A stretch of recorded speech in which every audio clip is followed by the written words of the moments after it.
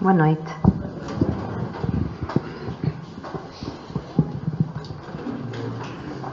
Obrigada. Diz?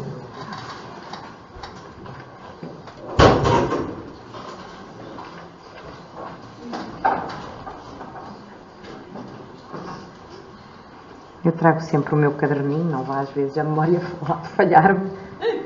E convém nós termos sempre às vezes um ponto de orientação. E eu ainda sou um bocadinho à moda antiga e gosto de escrever. Pronto, então eu hoje trago-vos o tema de como o Espiritismo entende a gestação. E eu preocupei-me com duas questões. O ponto de vista materno, que já foi um pouco abordado na semana passada pelo doutor, e o ponto de vista do ser que tem necessidade de reencarnar. E até me vou centrar, se calhar, um pouco mais neste. Porque este é o centro, efetivamente, de toda a palestra e é este que vai influenciar a vida da futura mãe, do futuro pai, da gestante. E então eu acho que não se pode falar de gestação sem se falar em reencarnação. Sem vocês perceberem, efetivamente, quais são os trâmites que o reencarnante, que o ser, que a entidade que necessita de uma nova oportunidade passa para que chegue até nós, a este mundo de provas e expiações. Então, eu centrei-me no Livro dos Espíritos inicialmente, que é uma das obras básicas, se não a principal, e lá nós já encontramos inúmeras questões em capítulos diversos sobre esta questão da reencarnação, do papel da mãe e do papel de ser reencarnado. Para além do Livro dos Espíritos, também trabalhei com este livro que é Gestação Sublime Intercâmbio, que é de Ricardo Di Bernardi. É um livro que já tem algum tempo e é extremamente interessante. Tem questões que o doutor já abordou também na semana passada, ligadas ao aborto.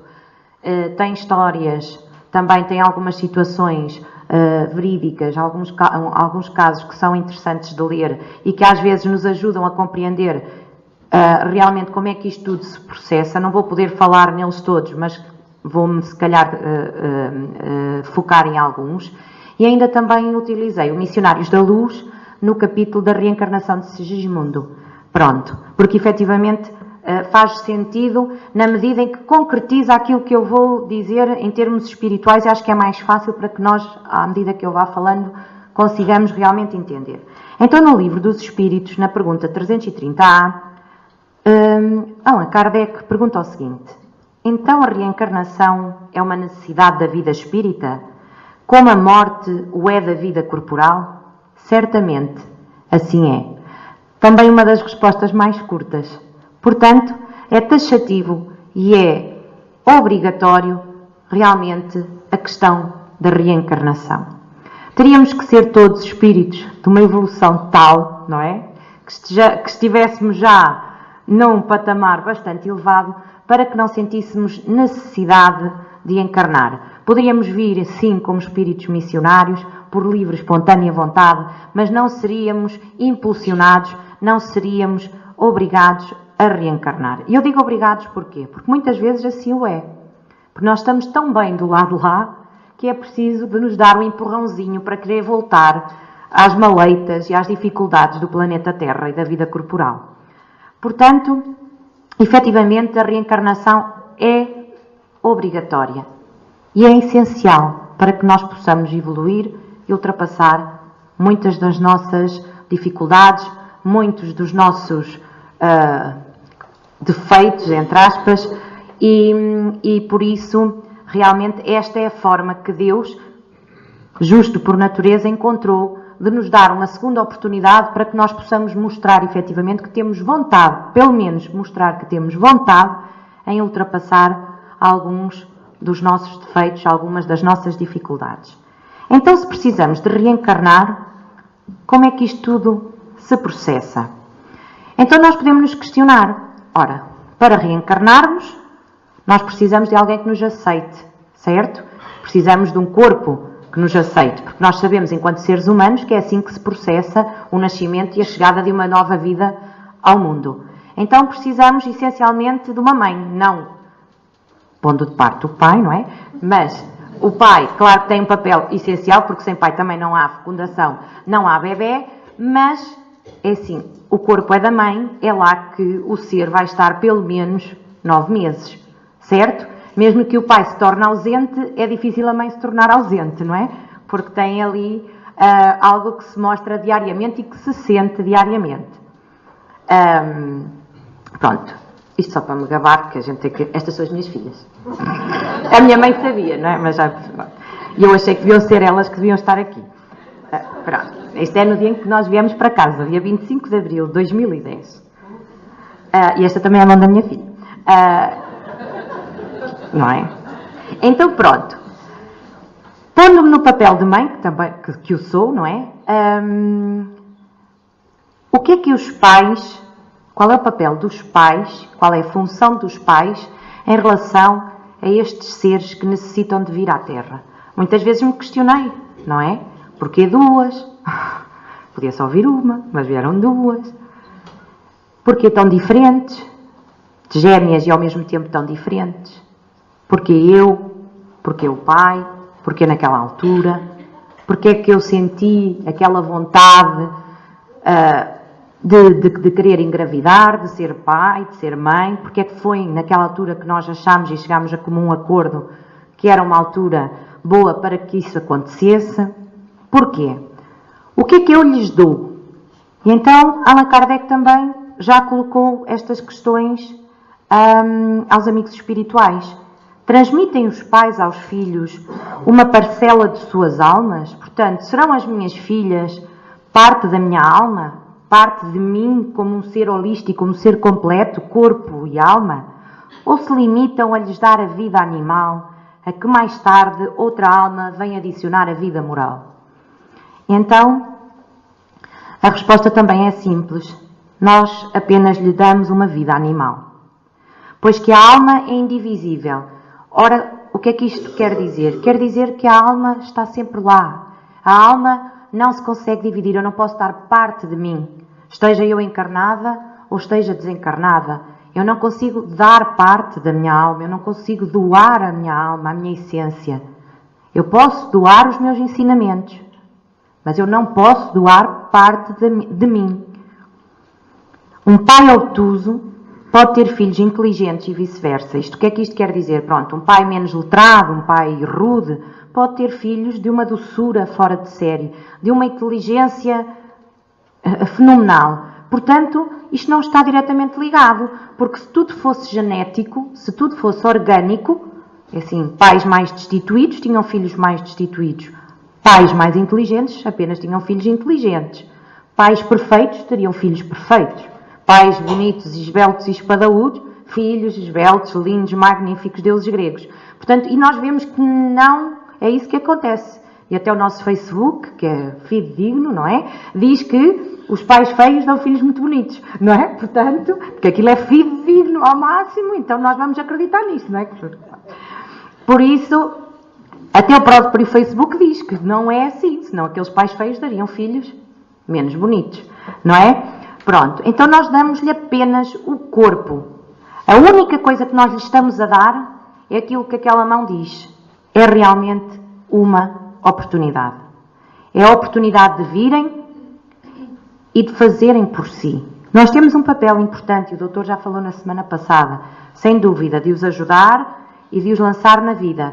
Mas são eles que a partir de determinada idade, mais ou menos a partir dos 7 anos, que vão começar a fazer por si, que é quando realmente a reencarnação está completa e quando eles começam a mostrar a sua personalidade verdadeira e começam a ter lembranças das suas vidas pretéritas.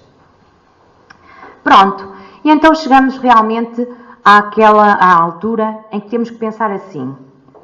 Quando uma mãe sente o desejo, com o seu marido ou companheiro, ou de qualquer forma, de ser mãe, automaticamente, e até antes, no mundo espiritual, começaram a trabalhar neste sentido. Portanto, mesmo que nós não queiramos às vezes pensar nisso, começamos a ser intuídas de que realmente chegou a altura.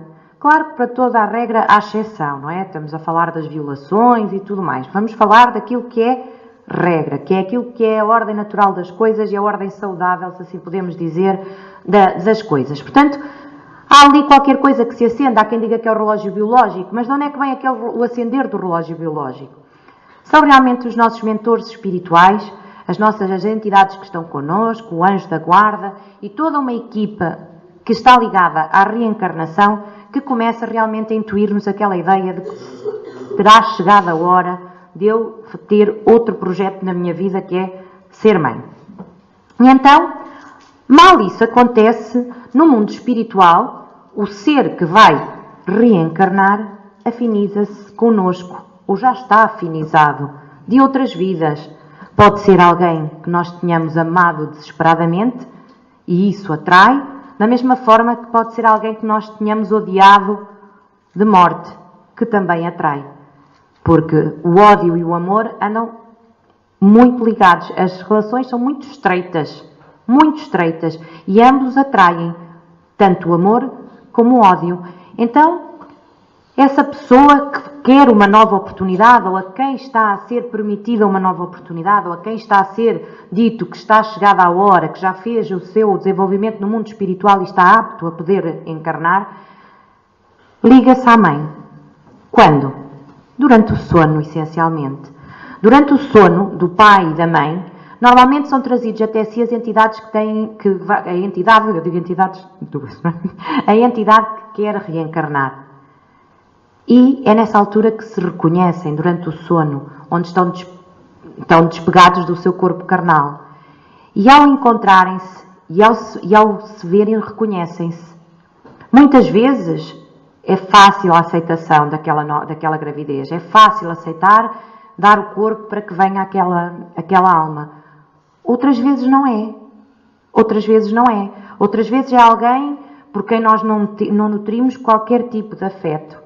E então, se lermos realmente nos Missionários da Luz, a reencarnação de Segismundo, o pai de Segismundo, antes mesmo da mãe engravidar, ele andava muito taciturno, andava muito zangado com a vida, chegava sempre mal-humorado a casa, praticamente não falava com a mulher, muito menos com o filho mais velho. E não sabia porquê, tinha noites conturbadas, tinha sonhos, pesadelos, sonhava que tinha que fugir de alguém que lhe queria fazer mal, não sabia quem era, e andava naquilo.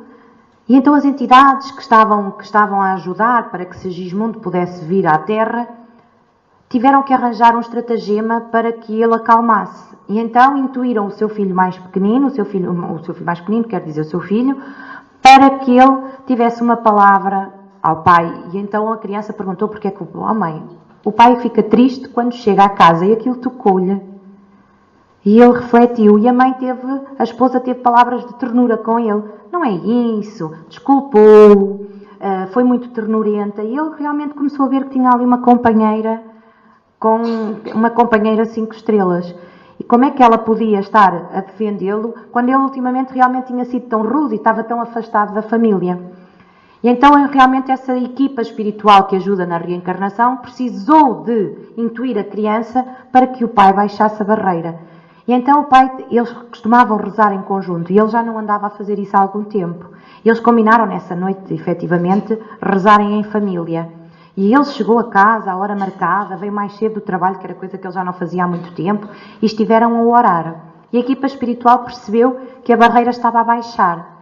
E o que é que eles explicam? Que durante o sono, o pai de Segismundo, Adelino, andava já a encontrar-se com o próprio Segismundo, que o tinha morto numa vida passada. Portanto, aquela entidade andava a fazer com que ele andasse taciturno, andasse rude, andasse mais amargo, porque ele já estava ligado a Raquel, que seria sua mãe. A partir do momento em que ela tem o gosto, a vontade de ser mãe, aquela alma começa por um fio fluídico, começa logo a ligar-se à sua mãe. E então ele já andava ali por casa, e o pai sentia-o, e como a relação deles era antipática, ele andava assim rude, e foi preciso influenciar a criança para que ele baixasse realmente a guarda. E então, pouco tempo mais tarde, realmente acontece o ato sexual e, a posteriori, depois, então, a fecundação. Então, a mãe, o organismo feminino, é privilegiado com o poder da concepção. É o ninho do ser reencarnante que se sente atraído pelo campo vibratório materno. tanto a mãe como o ser reencarnante emitem vibrações de atração ou de repulsão. Então aí temos os dois estados de espírito. Mãe e futuro filho afinizam-se, pois desenvolveram ligações afetivas ou desafetos em vidas passadas e por isso encontram-se presos energeticamente. Este intercâmbio energético funciona como um estímulo psíquico à maternidade e ativa o centro de força genésico. O centro de força genésico temos tanto os homens como as mulheres, é um dos chakras, um dos nossos chakras, e ele está situado no nosso sistema reprodutor. Portanto, a partir do momento em que a entidade se acopula à mãe, mesmo que fluidicamente ainda não tenha havido contacto sexual, não tenha nada, o centro genésico começa logo a trabalhar para que o sistema reprodutor fique operacional, por assim dizer, certo? Para que possa receber realmente essa entidade. Pronto. Como é que estas entidades se atraem? É muito fácil. Nós temos que pensar que, apesar de nós, quando estamos desencarnados, ou os seres desencarnados, nós não os conseguirmos ver, eles são constituídos por células. Células com átomos que nós, seres humanos, ainda não conhecemos, que não fazem parte da nossa tabela periódica. Mas eles têm células, por consequência moléculas, por consequência átomos. E quem percebe um pouquinho de física sabe que os átomos estão em constante movimento. E é esse movimento que cria energia. E é essa energia que muitas vezes nós conseguimos ver, que é o corpo perispiritual. Certo? É essa energia dessas moléculas em constante movimento. As nossas moléculas são densas. E então nós somos assim visíveis ao olho humano. As deles não. São mais leves. E quanto mais leve for o ser, mais evoluído for o ser, mais energia, mais vibração existe nas moléculas e elas estão mais afastadas. Então é normal que alguns seres espirituais não consigam ser visíveis. Aqueles que às vezes são mais visíveis são os menos evoluídos, são mais densos, mais opacos e têm menos vibração. Então se eu sou uma mãe, não é?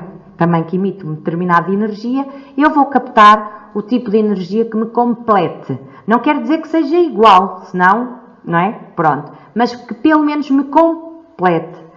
E então, como eu estava a dizer, existe então este tipo de energia que é a energia cinética, que é a energia do movimento. Nós temos que pensar que quem já fez a experiência da água, os corpos perispirituais são tal e qual a experiência da água. Quando as moléculas estão muito juntinhas, nós temos um cubo de gelo. Quando elas estão a uma distância dita saudável, nós temos a água no estado líquido. E quando elas estão separadas e a vibrar muito, nós temos a água no estado gasoso que não vemos. Tal e qual. Como aos nossos amigos espirituais. Tal e qual. Tanto é que alguns seres espirituais, aqueles que têm menor vibração, menor energia cinética, em que os corpos são mais densos, mais pesados, normalmente eles próprios ainda sentem atração ao mundo terrestre, porque ainda estão muito presos à matéria e daí terem esta característica.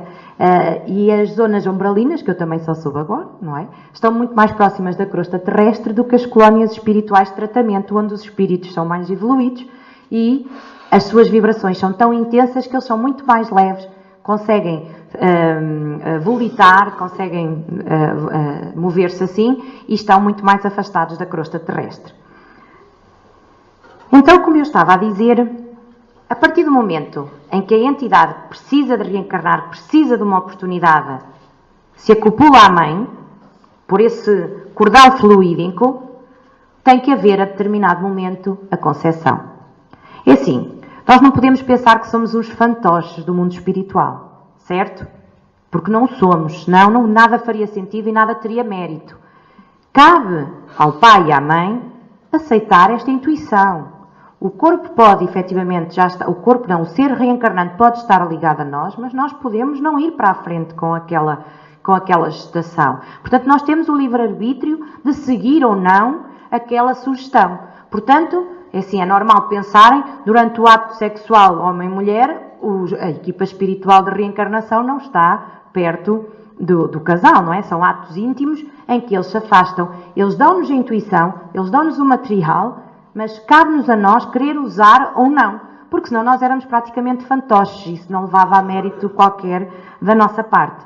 Então, a partir do momento em que existe efetivamente o ato sexual, 48 horas depois, sensivelmente, é quando existe a fecundação propriamente dita. É quando o espermatozoide, vai ao encontro do óvulo. O óvulo materno, que já está, não é, no nosso útero implantado para receber o espermatozoide, ele possui uma carga, não é, genética, metade de uma carga genética, e o óvulo materno é todo muito idêntico. Isto é, primeiro, nós emitimos sempre o cromossoma X, portanto, se fosse por nós, só tínhamos meninas. O mundo era das mulheres. Então, são os homens que, ao fim e ao cabo, fazem com que haja realmente a seleção homem-mulher. Precisamos deles para determinar o sexo da criança, certo? E também é com eles que depois nós vamos nos juntar e saber se é alto, se é baixo, se é moreno, se é loiro, se é por aí fora. Então, quando existe a fecundação, cerca de 48 horas depois, nós colocamos-nos uma questão. Porquê que, em cerca de 300 milhões de espermatozoides, vai ser aquele em especial que vai fecundar o ovo? Por aquilo que eu tenho andado a dizer, da mesma forma que a mãe se sente atraída ao ser reencarnante, o pai, o espermatozoide masculino que melhor corresponder às necessidades daquele reencarnante, daquele ser, é que vai conseguir chegar à meta. Porque se não pensemos, se assim não fosse, e se nós fôssemos apenas uns materialistas, nós tínhamos que pensar assim: de todos os 300 milhões de espermatozoides que são lançados, e pela ordem da natureza, e pela ordem dos animais, e pela ordem da biologia, teria que haver sempre o quê? A chegada do mais forte. A chegada do mais apto. Porque a seleção natural é isso mesmo. É a prevalência do mais forte e do mais apto. Então, não teríamos crianças com problemas de foro orgânico, insuficiências cardíacas, crianças sem membros, e por aí fora, uma panóplia de porquê? Só iria chegar aquele que fosse mais perfeito. Então não faz sentido, basta ter 2 dedinhos de raciocínio e perguntar, então porquê que isto acontece? Acontece porque aquele ser que tem que reencarnar necessita de um determinado corpo para levar a cabo a sua missão. E então é aquele espermatozoide que vai completar o feminino de forma a lhe dar tudo aquilo com que ele se propôs a vir. Sim, porque nós propomos-nos, nós esquecemos-nos e achamos que a nossa cruz é pesada, mas antes de virmos nós propusemos-nos a isto. Portanto, nós temos uma parte ativa nesta escolha, a não ser que seja uma reencarnação compulsória, que é assim, vais e vais mesmo e vais como eu quero, não é? Não ficas aqui agarrado. Então, é aí que se atrai. Quando é que se atrai? Quando é que isto acontece? Como eu disse, na fecundação. E é nesta altura em que há um turbilhão de energia, quando os 2 genes, feminino e masculino, se vão encontrando 2 a 2, para o cabelo, para os olhos, por aí fora, é neste turbilhão que há de tal maneira uma carga magnética tão grande que ao mesmo tempo que isto acontece, aquele ser que estava só preso por um cordão fluídico acopula-se ao óvulo, transformando-o em ovo. Porque há ali uma descarga magnética tão grande que ele aproveita aquela descarga e é nessa altura que ele se agarra por completo. Portanto, é na altura da fecundação que efetivamente aquele ser, não é? Aquele ser físico que é unicelular e depois logo gradualmente quadriplica-se e por aí fora, de forma exponencial, é logo naquela altura que aquela alma se agrega àquele corpo físico. Apesar de que a reencarnação só está mesmo completa a quando dos 7 anos de idade, sensivelmente. Isto 7 anos não é, faz 7 anos só para as belas e está, não é? Mas por acaso depois de ler isto assustei-me que as minhas filhas fizeram 7 anos este ano, doutor. É agora que elas vão sair da casca. O que é que ainda ali vem? A gente pensa que tem uma coisa em casa e agora é que vai ser, não é? Eu disse, poça. E a minha Mariana está a mudar, não é, Laurinha? Pronto, a minha mãe é testemunha. A Mariana está a meter as garras de fora, está a aparecer. Está a aparecer, está. E então, como eu estava a dizer, é nesta altura, não é? Quando acontece a fecundação, naquele turbilhão de energia, que o ser... Mas como é que isto acontece? Daquilo que nós lemos, nós sabemos que os seres espirituais, quando aparecem para os médios videntes, não é? Eles aparecem mais ou menos com a estatura que tinham em vida. Certo? Pronto, eu nunca vi, mas quem já viu, conta que eles aparecem mais ou menos com esse aspecto. Com o aspecto com o qual se identificam. Com este aspecto humanoide e mais ou menos com a estatura 1,60 m, vamos ser só medianeiros, 1,65 m, com essa estatura. Então como é que, se eu disse que o ser reencarnante tem moléculas, tem células, como é que isto vai acontecer? Isto vai acontecer porque antes, no Ministério da Reencarnação, que é falado também em nosso lar por André Luís, ele sofre antes, depois de se comprometer, depois de saber que vem, depois de aceitar, ele sofre um processo de miniaturização. O que é isto? É aquilo que eu falei há bocado da energia. Os outros espíritos vão direcionando para que a sua energia diminua. Se a sua energia diminui, como eu expliquei há bocado, as suas moléculas, os seus átomos, vão ficando cada vez mais juntos. Ao ficar mais juntos, o seu perispírito vai se estreitar. Ao mesmo tempo, uma vez que a sua energia diminui, ele vai ficando mais sonolento. De tal forma que começa a ficar sonolento, como eu disse, com pouca energia, e vai-se começando a esquecer. Porque nós sabemos que nós não temos lembranças nenhumas das nossas vidas pretéritas. Não temos lembrança da missão com a qual nos comprometemos. Não temos lembrança daquilo que fizemos e ainda bem, porque não fomos todos reis e princesas e coisas fofas. E então é nesta altura da miniaturização que aquele ser espiritual vai entrar como que no sono. Aquilo que para nós é o sono. Nós às vezes sabemos que sonhamos, temos assim umas ideias um bocado baralhadas e é assim que se sente esse ser. E é realmente por esta miniaturização, por esta perda de energia cinética, de energia de movimento, que ele se consegue agregar a um embrião minúsculo e consegue nascer com uma média de 48 centímetros por este processo porque passa. Este processo, a não ser que o espírito seja extremamente evoluído e tenha muita vontade de encarnar, é um processo doloroso para o espírito. É um processo doloroso. Primeiro, porque a vida espiritual, depois de quem a prova e se lembra, é melhor que esta. Portanto, sabendo e como tem lembranças de todas as suas vidas pretéritas na Terra, não quer voltar de todo. Prefere lá ficar. Portanto, há como que uma retração e uma negação de não querer ir, não é? O que leva a que seja mais difícil essa vontade e essa acumulação, e depois há essa perda de energia e esse sono. Portanto, muitas vezes realmente Segismundo ele tinha medo de voltar a falhar com o Adelino. Então Segismundo sofreu muito na sua reencarnação, porque ele não queria e esteve quase para desistir. E quando efetivamente os seres reencarnantes desistem, nós temos os abortos espontâneos e outros que tais. Ou quando a mãe desiste. Não é? E aí temos abortos provocados e abortos de outras espécies que o doutor já falou também na semana passada. Porque efetivamente pode haver desistências. Ele pode não. E Segismundo explica, vocês leiam realmente esse capítulo que é extremamente interessante. E ele tem muito medo. Ele pede perdão vezes sem conta a Adelino durante o sono, por o ter morto.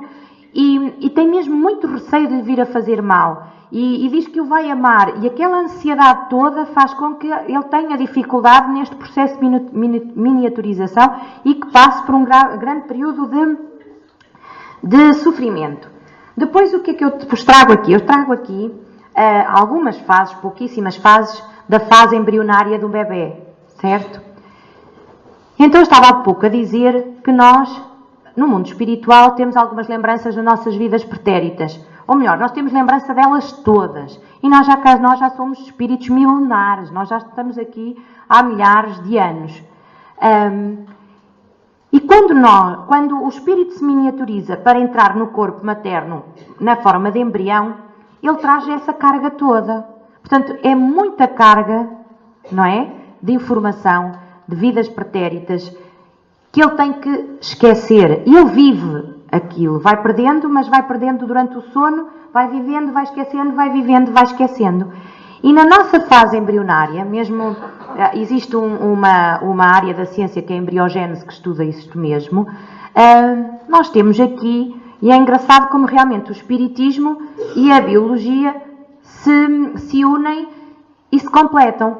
Porque eu, na biologia, tive biologia até o 12º ano e por aí fora, na embriogênese nós falávamos que realmente o ser embrionário, não é? O feto materno, ele passava pelas várias fases. Nós fomos seres que nascemos na água, unicelulares, que se nos juntámos, passámos a peixe, de peixes a anfíbios, saímos do ambiente de água, depois é que passámos a mamíferos. Portanto, houve esta evolução, segundo Darwin, houve esta sequência.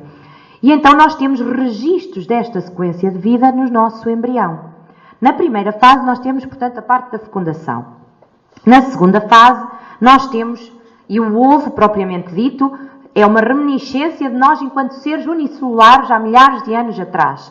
Depois, tornamos-nos perto de peixes. Se repararem a letra C, nós temos um aspecto de peixe, até temos mesmo uma cauda e temos mesmo fendas branquiais. Tanto que há pessoas que nascem com elas abertas, não é, doutor? E fazem cirurgias plásticas para as fechar, porque temos reminiscências e temos marcas físicas dessa nossa vida pretérita. Também há pessoas que nascem com cauda, não é? Pronto, por causa disso mesmo. Na nossa embriogênese, na nossa evolução fetal, nós temos lembranças de todas as fases de há milhares de anos, porque nós somos espíritos milenares, e é isso que nós às vezes nos esquecemos. Parece que só temos uma vida anterior a esta. Não, temos milhares, se calhar. E então, está tudo registado, tudo. Depois, passamos para um aspecto mais de anfíbio. Na letra E já perdemos a cauda, começamos a fazer respiração pulmonar, claro que ligada ao embrião, que faz as trocas sanguíneas e por aí fora, mas já temos o sistema respiratório com pulmões desenvolvido e depois, mais tarde, é que ficamos realmente com o nosso aspecto, como na letra F, mais humanoide. Mas então temos aqui o nosso registro kármico, o nosso registro das nossas vidas passadas enquanto embriões. Um pormenor interessante também na gestação e no desenvolvimento do feto é realmente onde é que estará ligada esta carga, não é? Esta carga de informação das nossas vidas passadas. Nós sabemos que a nossa antena, o nosso chakra mais importante, é o nosso chakra coronário, certo? É aquele que anima e que todo o nosso corpo, o nosso cérebro, que é o órgão que está ligado diretamente com o nosso chakra coronário, é ele que comanda o resto do nosso corpo todo. Então podemos dizer que ele será dos mais importantes, se não o mais importante. Então, onde é que esse ser vai no nosso corpo físico armazenar esta informação? Já sabemos, no chakra coronário. Mas onde em específico no nosso cérebro? Já é conhecido o sítio e agora cada vez mais estudado. Na nossa glândula pineal. Esta glândula já é falada no espiritismo há mais de 50 anos e na ciência é algo moderno e é algo que se fala mais agora, recentemente. Mas interessante é que a glândula pineal já é conhecida dos fósseis no tempo dos lagartos. Nós já a tínhamos quando éramos lagartos e os lagartos têm-na. Então é ali que realmente reside toda a nossa carga, aqui não a genética, mas toda a nossa carga de história e de vidas e de moral, não é? Toda a nossa alma, tudo aquilo que está escondido na nossa alma. Esta glândula pineal, ela é conhecida e Descartes falou muito sobre ela, dando-lhe o nome de sede da alma. A glândula pineal. Os médicos ainda não veem, ela não tem grande função orgânica. E então até acham que ela vai ser como que a nossa... esqueci-me do nome. Apêndice, obrigado, o nosso apêndice. Que, como não tem função, como já não comemos carne crua, aquele pedacinho de intestino já não é necessário para fazer a digestão. Então há muita gente que já nasce sem apêndice, há muita gente que já nasce sem está difícil. Os sisos, obrigada. Pronto. Há pessoas que já nascem com os polegares maiores por causa da era digital, com as orelhas maiores. É verdade. Estás-te a rir, é verdade. Não sabias? Não Estou a gozar. Portanto, perdemos uma coisa e vamos nos adaptando. Da mesma forma que perdemos os pelos, certo? Que perdemos os pelos e já não nascemos com aquela coisa farfalhuda. Aquilo era assim uma coisa. Portanto, nós vamos nos adaptando, certo? Nós vamos nos adaptando. E a glândula pineal, ela não tem grande função orgânica. Mas, sempre que as pessoas, e já existem testes, sempre que as pessoas experienciam alguma coisa de grande emoção, alguma coisa paranormal, ela, se fizermos uma ressonância, ela fica ativa. Portanto, essa glândula pineal do nosso cérebro pode não comandar nenhuma parte do nosso corpo, mas os cientistas começam a acreditar piamente que algo paranormal, algo espiritual, transcendente, aquilo que eles não compreendem, que lhes transcende, está ligado a essa glândula. E ela, efetivamente, ao longo dos séculos, ela não tem desaparecido. Ela mantém-se lá. E cada vez mais, realmente, nós caminhamos para que se perceba o porquê da sua existência. E ela ativa-se nessas situações. Emoções fortes e em situações de experiências transcendentais ou paranormais. Portanto, ela é, efetivamente, a nossa antena e também é a nossa pena, o nosso disco rígido de informação das nossas vidas pretéritas. E por isso é que às vezes, e durante o sono, ela também está mais ativa. As próprias ressonâncias magnéticas mostram que durante o sono ela também está mais ativa. Porquê? Porque nós durante o sono, apesar de não nos lembrarmos, muitas vezes temos contactos com entidades e temos lembranças daquilo que foi a nossa vida pretérita. Então temos uma mãe que realmente tem um ser que lhe pode ser afim ou não dentro de si. E todas as pessoas que já foram mães sabem que existem mudanças, não só mudanças em peso, em volume, mas existem mudanças a nível psicológico e emocional. Ficamos muito sensíveis, umas vezes ficamos rabugentas, outras ficam com uma alegria extrema, assim, tão depressa também mudamos de humor, ora estamos felicíssimas como carrancudas. Portanto, vai haver alterações. E porquê que vai haver alterações? Existem alterações meramente orgânicas. Toda a gente sabe que uma mãe, para aceitar um corpo estranho no seu, o seu sistema imunitário desce. Automaticamente. Porque senão, eu defendia-me daquele corpo e a expulsava. Portanto, é garantido que as mães têm o sistema imunitário mais baixo para poderem aceitar aquele corpo a desenvolver-se dentro delas. Porque senão o nosso corpo combatia, não é? Como combate vírus e bactérias, ele combatia aquele corpo estranho e a expulsava. Portanto, organicamente, nós baixamos a barreira. E também, espiritualmente, nós também estamos numa situação completamente diferente. Tanto que se diz que a gravidez, os 9 meses de gravidez, são o maior período, não é, de fenómeno mediúnico. Isto é, durante toda a gestação, as mães estão em troca constante com o feto. Não estou a falar de fluidos orgânicos, fluidos vitais, emoções, valores, sensações apenas. Portanto, as mães têm como característica passarem pelo fenómeno mediúnico mais longo que alguma vez alguma pessoa consiga passar, que são os 9 meses de gravidez. Porque, queiramos ou não, nós temos sensações, nós temos percepções relacionadas com aquele ser. Se nós estamos felizes, muito provavelmente eles também estão. Se estamos descansadas, provavelmente o bebê está a descansar. Se estamos agitadas, ele também se agita. Uma mãe que seja ansiosa e nervosa tem um bebê turbulento. Normalmente até nascem com os sonos trocados e por aí fora de uma mãe extremamente agitada. Porque nós estamos em constante troca de influências. Tanto eles para nós, como nós para com eles.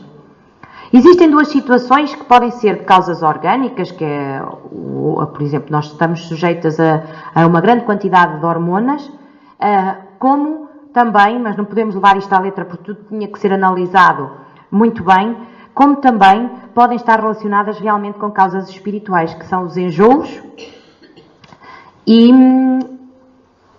E outra coisa que eu já digo. Sim? Eu já digo. Aquilo vai-me lá chegar. Que são os enjoos e essa coisa. E os desejos. Yeah! Olha o homem! E que não é pai! Sérgio, tu estás lá. É isso, os enjoos e os desejos. Eu também não tive enjoos nem desejos, por isso não sei o que isso é. Não sei se é bom ou se é mau, doutor. Ainda com duas. Primeiro dizem que os enjoos é porque são cabeludos, não é? Não eram. Também, pronto. Aí dizem que sim, que provoca azia aos bebés cabeludos. Pronto. Não sei. Isso há muitas teorias. Os enjoos e os desejos. Peço desculpa. Ora, os enjoos é assim. Tem a ver com a carga magnética distinta de mãe e filho. O nível de evolução espiritual pode ser diferente? Por que não? A mãe pode ser mais ou menos evoluída que o filho, certo? E quando isso acontece, há como que uma sensação estranha no corpo da mulher, porque não estão na mesma frequência vibratória, não é? Estão a partilhar um corpo, mas não estão espiritualmente na mesma frequência. Então, às vezes, isso pode causar algum mal-estar à mãe. Da mesma forma que lhe causa sensações estranhas que ela não sabe muito bem o que quer e o que pretende. Claro está que isto também tem causas orgânicas e também não tem a ver com o bebê ser cabeludo. Tem a ver com o facto de nós estarmos com uma carga de hormonas muito grande e o nosso sistema está todo a readaptar-se a uma situação nova. Então, as mudanças na gestante, na mãe. À medida que o embrião se desenvolve, conforme o molde energético da entidade reencarnante, intensificam-se as trocas fluídicas entre mãe e embrião, como eu tinha dito.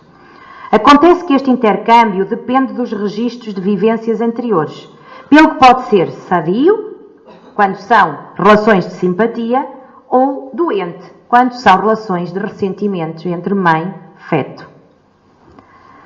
Estas trocas energéticas, não raro, desenvolvem enjoos, causa meramente orgânica na gestante, muitas das vezes pela diferença evolutiva de ambos os espíritos. Portanto, não podemos pensar que nós somos os mais evoluídos, de todo. Muitas vezes é o nosso bebê que é bem mais evoluído moralmente e nós estamos a assistir a isso mesmo, à chegada de muitas crianças chamadas índigo e cristal, que são crianças que nos vêm alertar para abrir-nos a consciência e a mente. Portanto, são crianças muito mais evoluídas que as mães, que vêm efetivamente com essa missão de abanar o mundo para crianças que nascem sem conseguir comer carne já, vegetarianas, que se negam a comer carne, crianças que começam a desenvolver desde tenra idade projetos para salvar o planeta Terra em termos de poluição. Portanto, são estas crianças que vêm realmente mexer connosco e mostrar-nos que as coisas têm que mudar, que são as crianças índigo e crianças cristal, mais comumente conhecidas. Portanto, não podemos pensar realmente de todo que somos nós o ser mais evoluído. Também não temos que estar preocupados a pensar se trazemos um ser inferior. Porque assim, a nossa missão, como disse o doutor na semana passada, é essa mesma, não é? É, desde a altura da fecundação até à adolescência, nós conseguirmos lhe propiciar, tudo aquilo que esteja ao nosso alcance para que lhe consigamos dar os melhores valores possíveis, o máximo de afeto, de carinho, para que ela se torne dia a dia em alguém melhor do que no dia anterior. Tal e qual como nós, sejamos mais ou menos evoluídos. A nossa missão aqui é sermos todos os dias melhor que no dia anterior. E isso é o que nós queremos para eles também. É realmente fazer com que diariamente haja uma mudança à base do carinho, à base do amor, à base da compreensão, porque essa é a nossa missão enquanto pais. Mãe, pai e as pessoas que os rodeiam. É realmente dar-lhe o máximo de amor naquela altura em que eles ainda são moldáveis, em que eles ainda aceitam a nossa opinião. Portanto, que começa dentro do útero, e daí a necessidade de nós sabermos que é ótimo falar com as crianças no ambiente intrauterino, durante a sua infância, mesmo que não nos ouçam enquanto bebés, mesmo que as pessoas mais antigas nunca tenham pensado nisto, as canções de ninar, de adormecer, são sempre agradáveis, são melodiosas, porque dão logo uma intuação de carinho, de bem-estar, de segurança. Há aquele ser que pode realmente no passado ter sido alguém que nos tenha morto, que nos tenha levado ao suicídio por, tipo telenovela mexicana, um amor assim, fora de série, não é? Vamos pensar só assim nestas coisas pomposas, amores e desamores que a gente gosta. E então, podemos pensar nestas situações, não é? E aquela criança realmente pode ser alguém que nos fez muito mal. Tanto que há mães que nutrem uma certa antipatia pelo filho, há mães que passam por depressão pós-parto, porque parece que não há afinidade com aquela criança, não é? E têm que combater aquela situação e depois criam-se efetivamente laços. Porquê? Porque realmente somos seres completamente diferentes. São seres completamente diferentes, com vibrações completamente diferentes. É normal que choquem em algumas situações. É normal que muitas vezes haja desentendimentos. Então temos esta fase de 7 anos em que há um esquecimento total das suas vidas passadas e destas relações, não é? Para que possamos lhes dar o máximo de tudo de bom que nós tivermos para passar. Porque como o doutor já disse há alguns anos e ficou-me, os filhos não são nossos, estão nossos neste momento. Portanto, vamos fazer o melhor para que eles os libertemos e os lancemos à vida. E vamos pensar que realmente lhe demos aquilo que de mais importante nós temos e nós acreditamos, para que eles um dia possam dizer não ao que não lhes convém, saibam o que querem e consigam realmente construir um caminho saudável, um caminho no bem, na retidão, não é? Porque realmente as pessoas dizem e têm razão, os antigos, lá está, o espiritismo está ligado também aos provérbios. Como é que é? Quem tem filhos tem cadilhos. E quem não tem, cadilhos tem. Sim, mas depois quando são crianças, bebezinhos, agora já não estou a ver como é que é o ditado. Lembra-me agora de repente, mas não... Exatamente. Porquê? Porque não estão debaixo da nossa alçada, não é? Agora as minhas filhas com 7 anos é assim, fazem o que eu quero, posso e mando, eu sou lá mandona lá de casa, como eles dizem, sou mandona e ralhona, como elas dizem. Portanto, e elas fazem tudo... quando tentam fugir, não é? Mas pronto, na maioria das vezes fazem como eu quero, não é aquilo que eu acho que é melhor para elas, mas vai chegar a uma altura em que eu tenho que pensar assim, quando eles saem da nossa asa, no secundário, mais na altura da adolescência, eles estão lançados ao mundo, e então que os pais, tipo, eles saem à noite, deve ser horrível. Pronto. O que é que estarão a fazer, o que é que não estarão, não é? Portanto, eu não imagino, e nem quero ainda imaginar com duas, o que é que vai ser. Mas, nessa altura, o que é que nós temos que nos agarrar? Agarrar que durante a infância lhes passamos os melhores valores possíveis. Para que eles, nessa altura, façam as escolhas por si da melhor maneira possível. Vão bater com a cabeça, vão, eu bati, toda a gente bate e faz asneiras, faz, sim senhora, e erra, e por aí fora. Mas também é assim que se cresce, não é? Mas pensar que consigam realmente, que é uma coisa que me aflige muito, é efetivamente um dia elas saberem o que é que lhes convém. O que é que... Não te preocupes que eu não stress. Se não der, não... Pronto, o que é que lhes convém saberem realmente fazer as suas escolhas. E isso, esse projeto, essa semente, nós começamos a deixá-la no nosso ventre. Quando é uma gravidez desejada, acarinhada, partilhada, saudável, serena, vamos ter um bebê sereno. Não é por nada que, por exemplo, está aprovado que os filhos de médicos e enfermeiros que fazem turnos nascem com os sonos trocados. Porquê? Porque nós passamos isso. Porque se a própria mãe não descansa, se a própria mãe tem uma rotina, passa. Claro que aí não há opção, é o trabalho da pessoa, não é? Mas se estas pequenas coisas passam para um bebê tão pequeno, todo o resto passa. A nossa ansiedade de esterilizar a chupeta, de não sei o quê, tudo isso vai criar crianças ansiosas e por aí fora. Portanto, realmente, se os filhos estão nossos e Deus um dia nos vai perguntar o que fizestes com os filhos que vos foram concedidos, é pensar realmente que aproveitarmos esta altura de 7 anos e 9 meses para pormos e adubarmos a semente da melhor maneira possível, sendo eles espíritos afins ou não. Felizmente nós não nos vamos lembrar, portanto vamos amá-los de qualquer das formas.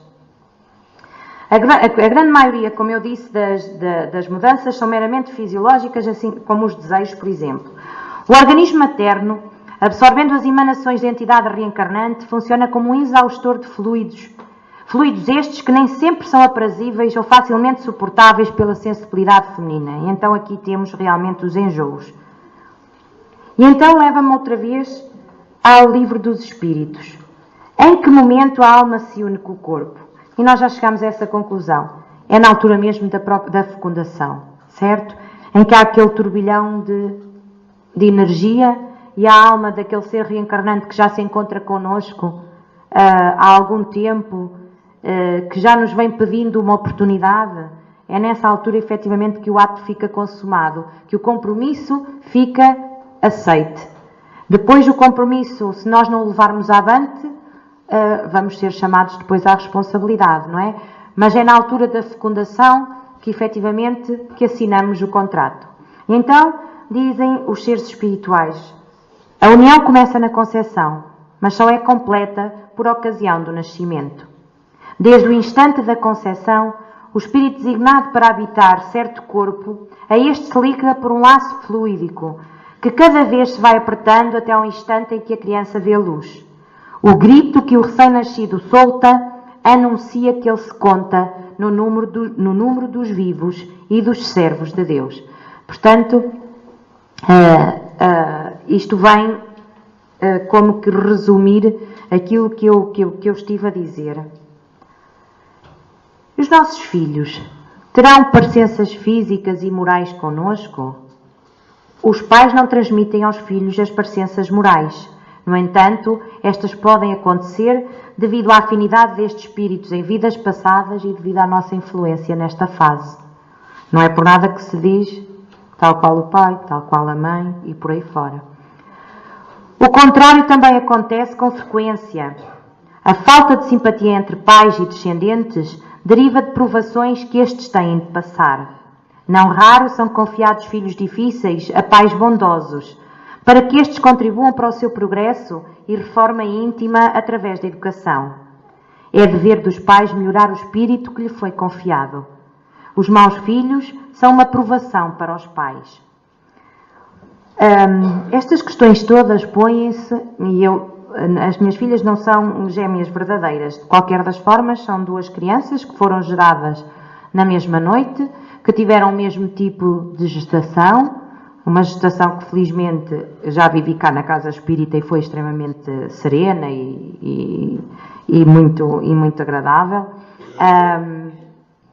Nasceram com 5 minutos de diferença e foram criadas por um pai e pela mãe, que eu acho que não é a cada segundo que mudamos de opinião, não é? E são seres completamente diferentes. Mas completamente. Quem as conhecer bem, há quem, elas apesar de serem falsas são parecidas, há quem as confunda, mas quem começa a tratar com elas, até pela forma de se mexerem, começa a distingui-las, não é, Cristina? E também estou ali a ver a Paula. É verdade ou não é? E são seres distintos, com a mesma educação e com carga genética muito parecida. O pediatra até dizia que há muito tempo que não via duas falsas tão verdadeiras. Então isso é prova provada realmente que há algo mais que as anima, que se chama o ânimos, que é a alma, não é? Há algo que é inato, aquelas coisas que nós dizemos que é inato, há características que não são só do corpo delas, que são inatas, que estão lá antes de eu começar a pensar que iria fazer alguma coisa delas. Isto, lá está, os gêmeos vêm-nos acabar por mostrar realmente isto. Não venham dizer que tudo é influência do meio. Se tudo é influência do meio, elas seriam uma fotocópia uma da outra. Elas seriam uma fotocópia uma da outra. Não são, em feitio não são de todo. De todo. Uma é extremamente ativa, muito desportiva, nasce sempre a correr, a saltar, adora brincar com rapazes, jogar a bola e não sei o que. A minha Mariana, não, ela parece zen, gosta de ser o bebé das crianças, andar ao colo. Parece zen, porque ela é assim. Parece. Sai ao pai. Não sai? Sai ou não sai? E a Catarina? É boazinha. Não é, Cristina? Mas eu não é. É assim engraçada, fala muito. E a Mariana não. Sai ao pai. E é mais parecida com o pai, mas é verdade. É mais parecida com o pai em fisionomia. Quem conhece os dois, eu depois eu mostro. Mas sai ao pai. Ela é assim. Parece que é assim, mas é assim. Então vamos falar do triângulo de família para terminar. Estou mesmo a terminar. Vamos falar da herança kármica, o triângulo pai, mãe e filho. Como há pouco eu falei. Portanto, resulta sempre de vidas pretéritas. Não podemos estar sempre agarrados a isto, eu sei. Só estou a dar a ideia de realmente qual é o nosso entendimento enquanto espíritas. Mas nós não podemos viver uma gestação a pensar que vamos trazer um ser da vida passada que nos pode ter morto, ou que nos pode ter amado, ou por aí fora.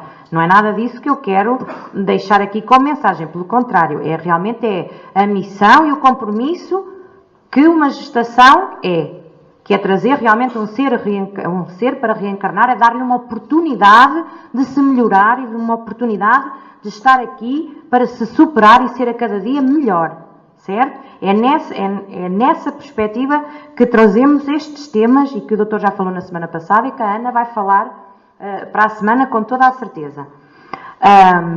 Então, essas ligações, como eu já disse e recapitulo, podem ser harmónicas, o amor une, ou desarmónicas, o ódio também une. Às vezes, o filho é o elemento antipático, isto é, naquele caso de Segismundo, que o filho era o elemento antipático, foi ele que criou sofrimento numa vida passada, àquele trio, não é? O que é que se trabalhou ali? O amor, não é?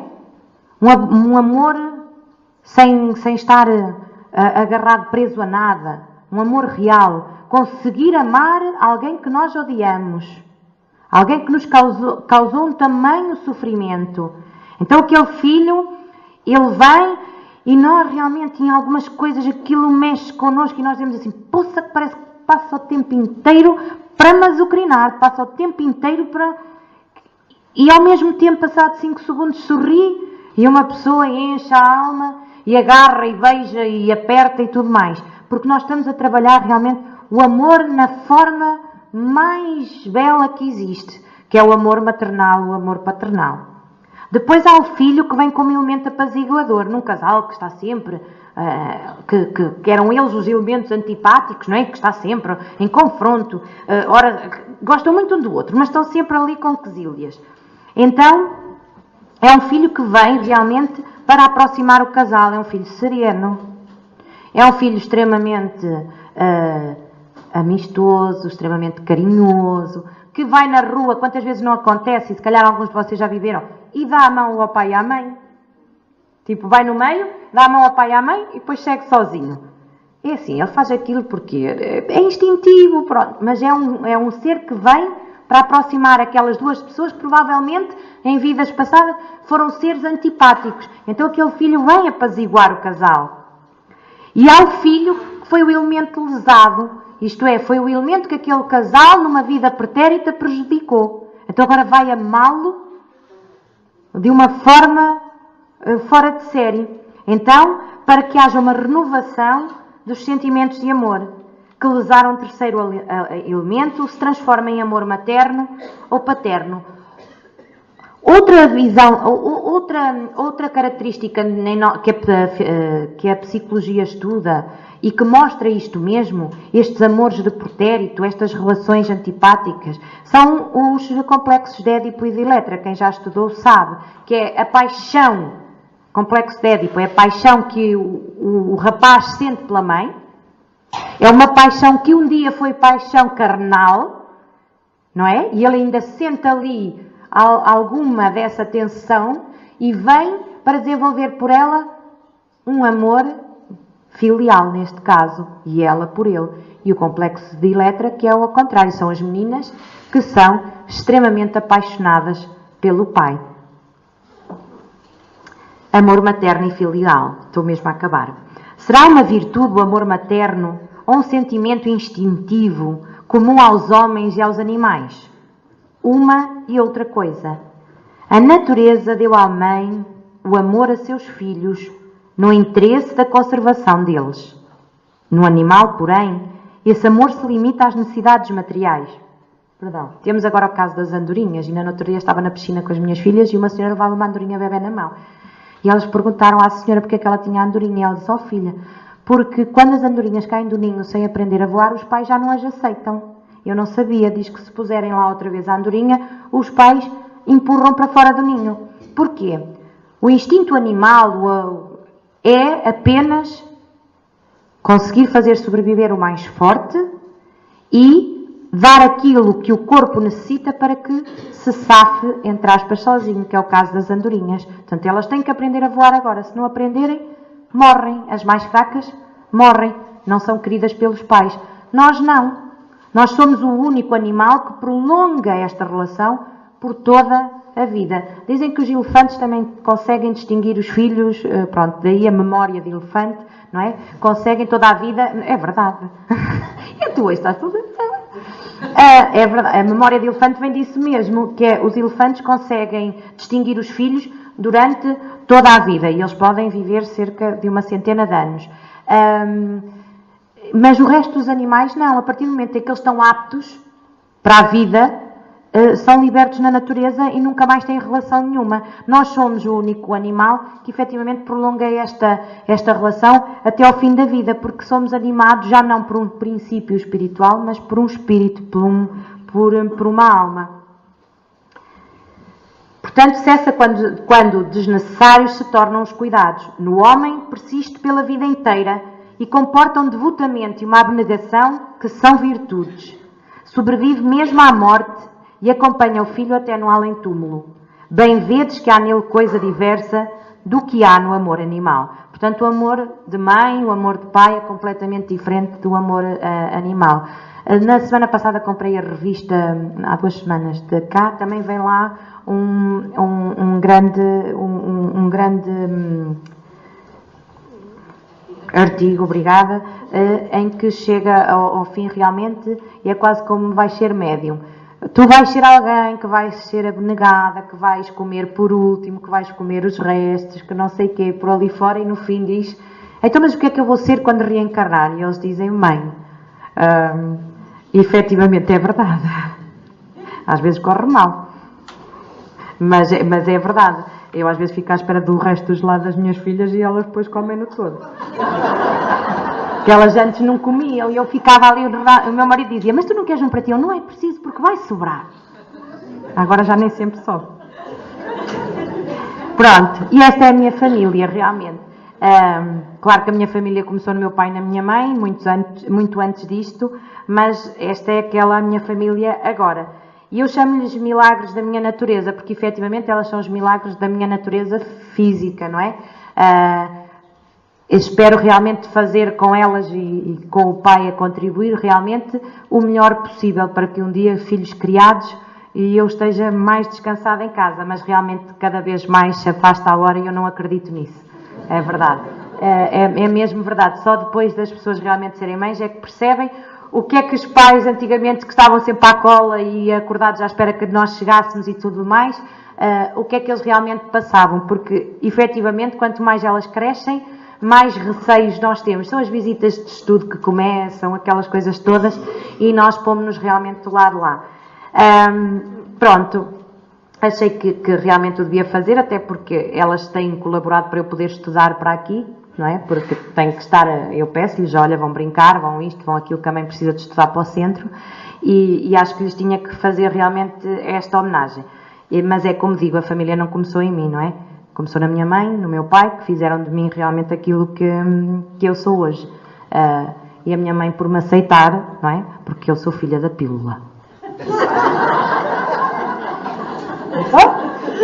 A minha mãe até aos 3 meses achava que estava muito doente. Eu era a doença. É verdade. Mas ela aceitou-me e eu não estava programada. Não estava. Pronto, e ela aceitou-me. Portanto, tenho que começar a agradecer a eles que me aceitaram numa altura difícil, não é? Com 1 ano e meio de diferença do meu irmão. Tinha sido mãe há 9 meses, não é? Portanto, não, numa altura em que, pronto, os meus pais não viviam como hoje, com algumas até dificuldades, e aceitaram-me. Portanto, começa desde aí, não é? a homenagem às famílias e às mães. Ora, boa noite. Obrigada. Oi? Deixa.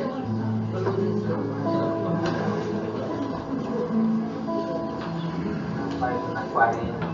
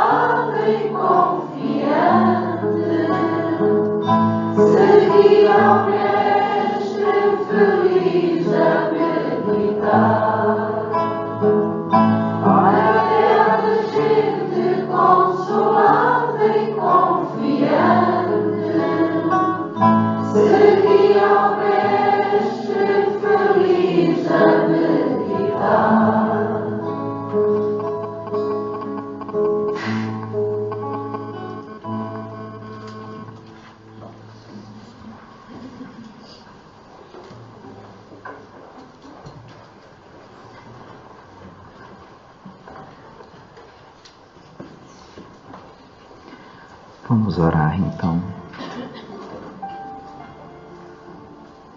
Senhor Jesus, nosso inesquecível amigo de todas as horas, nossa paz, nossa alegria. No final desta tarde, no prenúncio dessa noite, agradecemos-te o dia que passou, a madrugada que virá. Agradecemos-te a família, o teto, os amigos, o pão, o trabalho, o lar. E mesmo as lutas, os problemas e as dificuldades, nós também te agradecemos pelos benefícios indiretos que nos podem trazer. Agradecemos-te, Senhor, pela presença amiga dos nossos anjos de guarda, espíritos protetores, devotados. Por eles oramos e agradecemos. E vibramos também em prol daqueles que caminham em nossa companhia espiritual. Por vezes, familiares, amigos, conhecidos. Outras vezes, desafetos. Ou irmãos desconhecedores da condição em que se encontram. Que nesse momento, em que evocamos o Teu nome e o Teu Evangelho, eles possam também sentir o conforto que aqui sentimos, sendo acolhidos pela equipa generosa dos benfeitores espirituais de nossa instituição.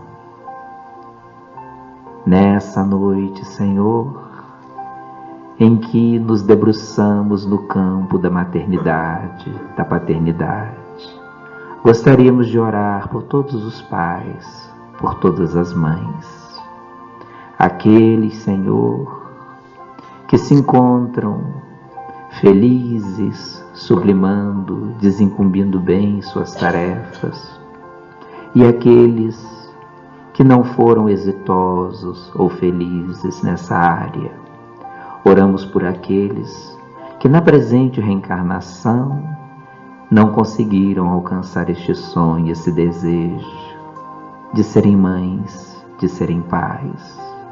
Oramos pelos pais, pelas mães que perderam antecipadamente os seus filhos, pelos filhos que viram partir os seus pais.